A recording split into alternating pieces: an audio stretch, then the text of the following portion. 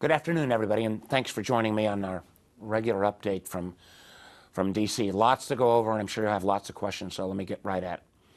We are now in day 13 of President Trump's choice to go to war with Iran.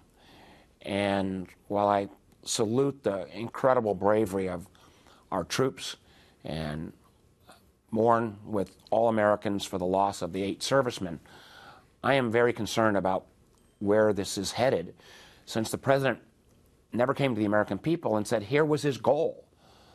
He's laid out 4 different goals for this war, and unfortunately we are not close to, I believe, achieving any of them. First, the goal was regime change, and now that while I shed no tears over the loss of the supreme leader and the Iranian leadership, they were a brutal, repressive regime, but the new Iranian leader, who is the supreme leader's son, I don't think he's going to be willing to do much work with us, since the Israelis killed his father, his wife, and his child. So you have a even harder core member of the regime, and so far appears not much weakness in that leadership in terms of people turning away. So no notion of imminent regime change.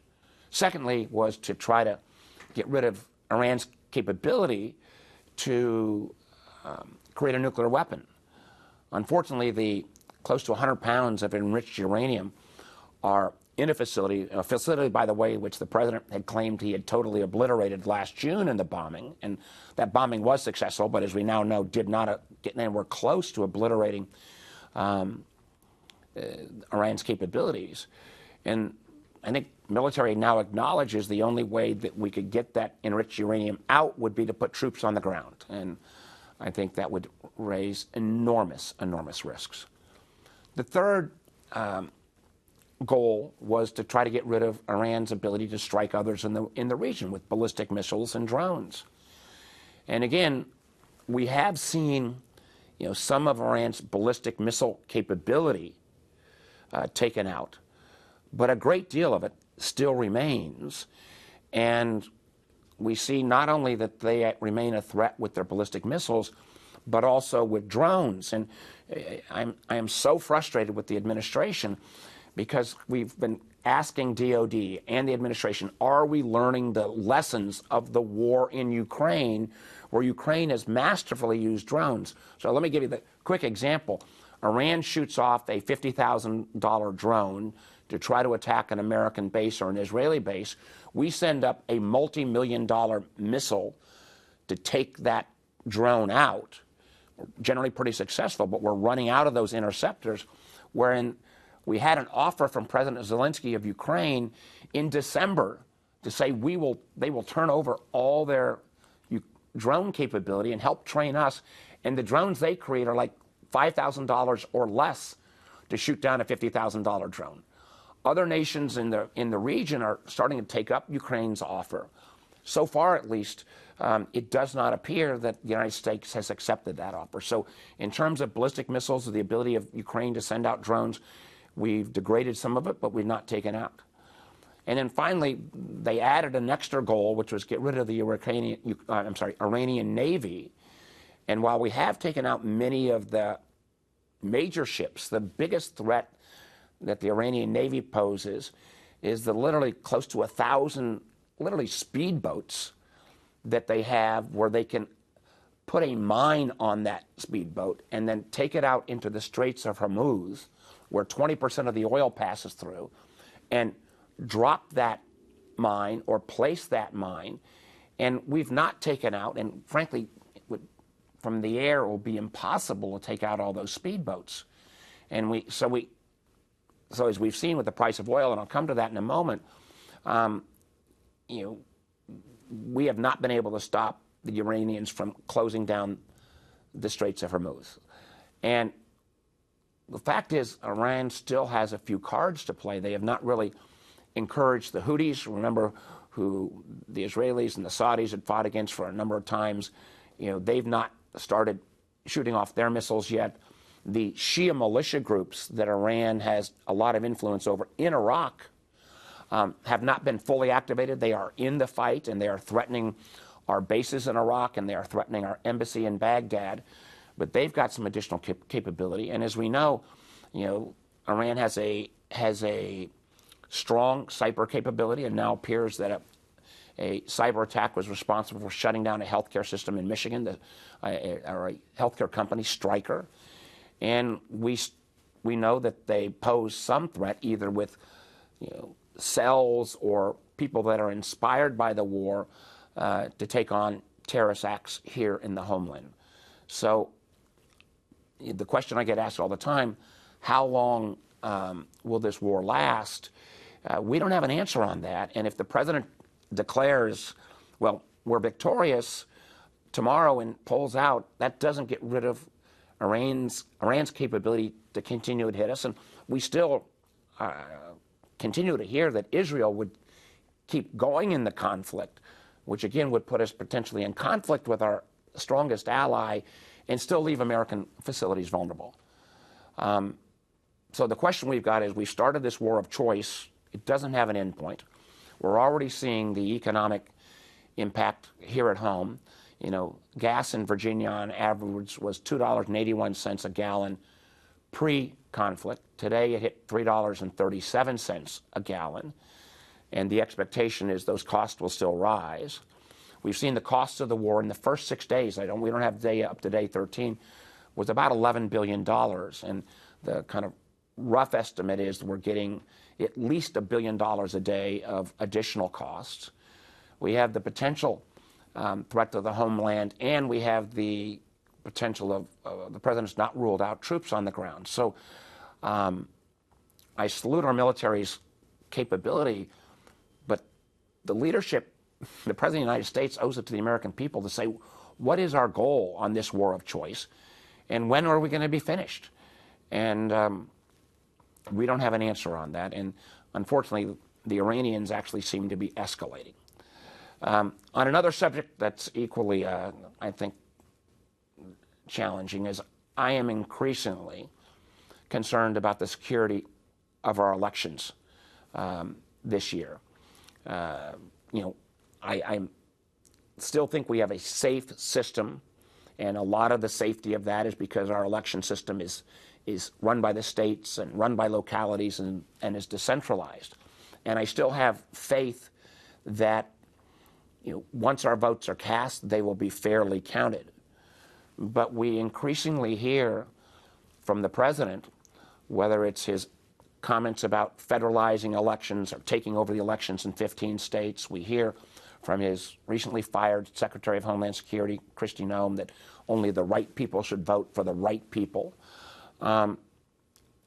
That we could have interference in our elections at an unprecedented level.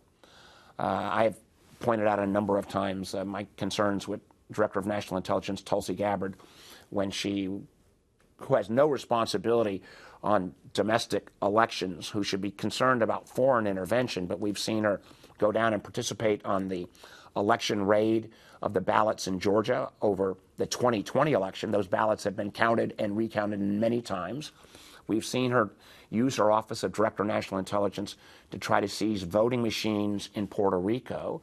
We've seen the Justice Department most recently try to go back and get some of the votes from, again, 2020 in Arizona. And we have seen a gentleman by the name of Olson, Ken Olson, who has been a known,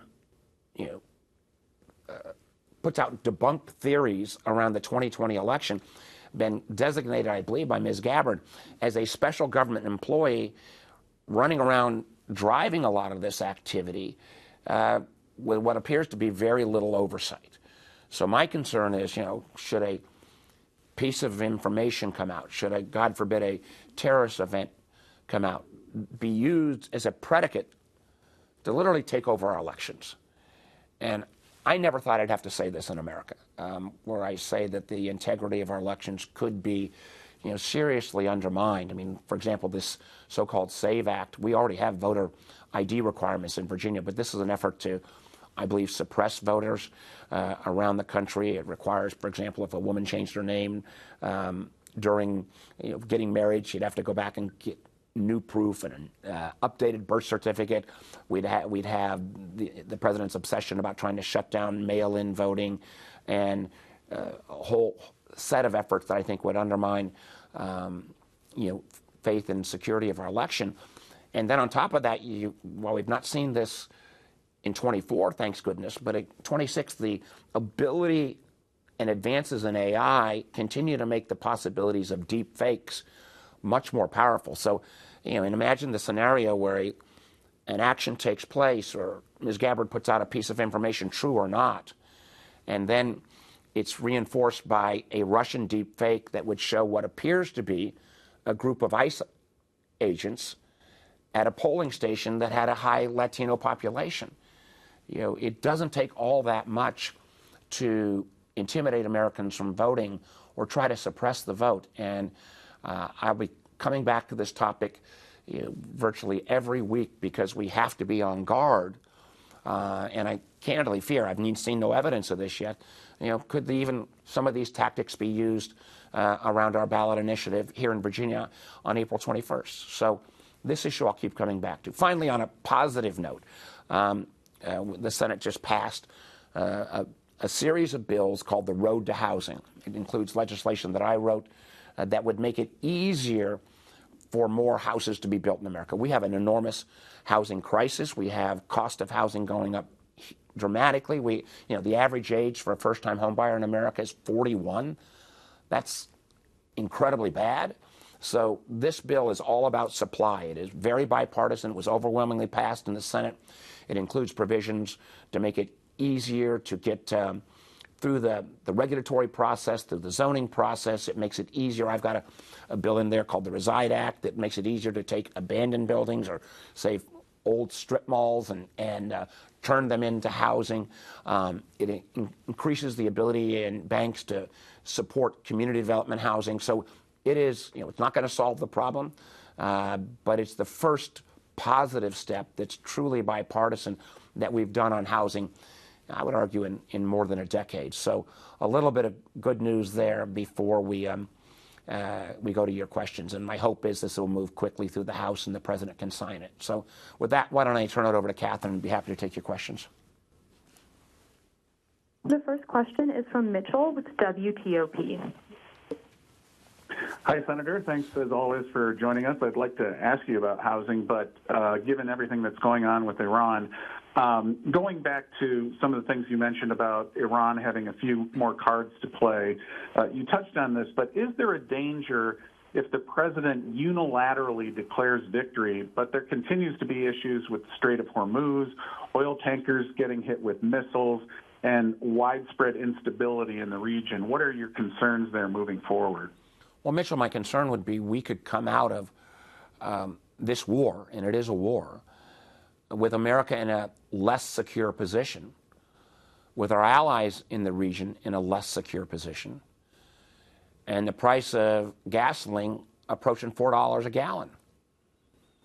Now, the president may declare that a victory, but I don't think the American people will feel that. And my concern, Mitchell, is, where was the pre-planning? I mean, when they launched this war, and since it was launched by us and Israel together, why didn't somebody think ahead about all the Americans that were going to be caught in the region that wanted a way out? I've literally had to help hundreds of Virginians who were caught, either transiting through the Middle East or in certain countries in the Middle East trying to get out.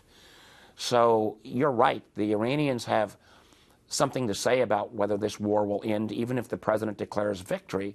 And some of the disruption, particularly in the oil flow through the Straits of Hormuz, where Iranians have already laid mines. Those mines are not going to disappear, even if the president stops the bombing.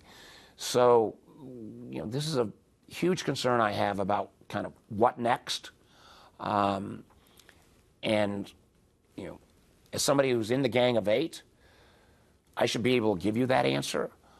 I don't have that answer. I frankly don't think the White House has that answer, as much as every day the president or Secretary Hegseth seems to say, we're almost there. Well, again, our bombing campaign, our military is doing the job they've been asked to do. But A bombing campaign is not going to get your regime changed. A bombing campaign without the threat of putting troops on the ground is not going to extract the enriched uranium. A bombing campaign is not going to be able to take out all of the Iranian missiles or literally their thousands of drones. And a bombing campaign cannot stop the literally hundreds of Iranian speedboats that can continue to close the Straits of Hormuz. I wish somebody would have thought that through before this war was started. Our next question is from Dwayne with Cardinal News. Sir, how hard is the administration working to free Americans who are held in Russia? Well, Dwayne, my office, along with Tim Kaine and I believe Ben Klein, are working on one individual who's got ties to the Virginia Charles Zimmerman. I knew you were going to ask this question, and we hopefully will have some, I'm not saying positive movement, but kind of try to put more pressure on the getting Americans extracted from Russia. Mr. Zimmerman's got a tie to Virginia. But overall, we've not had, I don't think we've had an American released from Russian custody for over a year. There was a lot of efforts around Paul Whelan. They were not successful. We got the WNBA player out a few years ago. But for all the president's seeming willingness to trust Vladimir Putin, I don't believe that they've put enough pressure on having Putin release these Americans. We know that Vladimir Putin, not dissimilar to what Iran would do, try to take Americans as hostages, as trading chips. We know when we saw what happened to the Russian dissident leader who was brutally killed in a Russian prison. Vladimir Putin has no unwillingness to cavalierly treat Americans or any dissidents. And again, let's be clear, Dwayne. We know there are a lot of losers in this Iran war, and Iran's been hurt, and Israel's been hurt, America's been hurt, our allies have been hurt. The one absolute winner, day 13 into this war, is Vladimir Putin, because the administration has literally relaxed some of the sanctions on Russian oil. So his regime is getting wealthier to fight the Ukrainians, and we didn't even take advantage of the Ukrainian offer to get their cheap, better trained drones into the fight. So I'll leave it at that. Sir, our final question is from Nick with Radio IQ. Hi, Senator Warner. Thank you so much for taking the time to do this. I was just wondering if you could talk about why you voted yes for Joshua Reed as NSA director and head of Cyber Command. Senator Kaine told me yesterday that he was one of the no votes because of General Rudd's lack of experience in cyberspace. Well, I understand why Tim voted no. General Rudd does not have the kind of cyber experience that I would have liked to have seen in an NSA director. But what General Rudd does have is, I think, a willingness to learn. He's got an extraordinarily distinguished military career. He's been in special forces, spent a lot of time in Virginia. And I believe what General Rudd, and this is where I made a gut decision, based upon his record, would not do inappropriate things, even if some people in the White House asked him to do that. And I hate to use that as a criteria, but that is the criteria I think we have to ask. I mean, I think about the U.S. attorney candidates that Senator Kaine and I proposed that the White House accepted. We only asked them, we said, we got a president of a different party, you got to work with his policies. We just ask you not to break the law. And both of those candidates literally got fired because they were asked to do inappropriate things. I believe that General Rudd would get fired rather than do something inappropriate. And that's why I supported him and urged a number of Democrats. I think we got 18 or 19 Democrats that voted for him. Let me close out with one other issue I should have raised at the front end, which is, we all know as spring break's coming along that nobody wants to see these kind of lines at the airport with TSA. We have continually offered to our Republican colleagues, let's fund TSA, let's fund FEMA. Let's fund the Coast Guard. Let's even fund the Customs and Border Patrol as long as they're not the ones being sent to do ICE enforcement. And if we can't agree on ICE reforms, well, let's not hold everything else hostage. We did this repeatedly through what's called a unanimous consent request. And I don't know why the president wouldn't just take yes on funding of the 85–90% of DHS. And unfortunately, so far at least, thank goodness, the TSA agents, for example, through March 12th, which I believe is today, they will be still getting a paycheck, but after the 12th, they're going to be going unpaid, and that's wrong.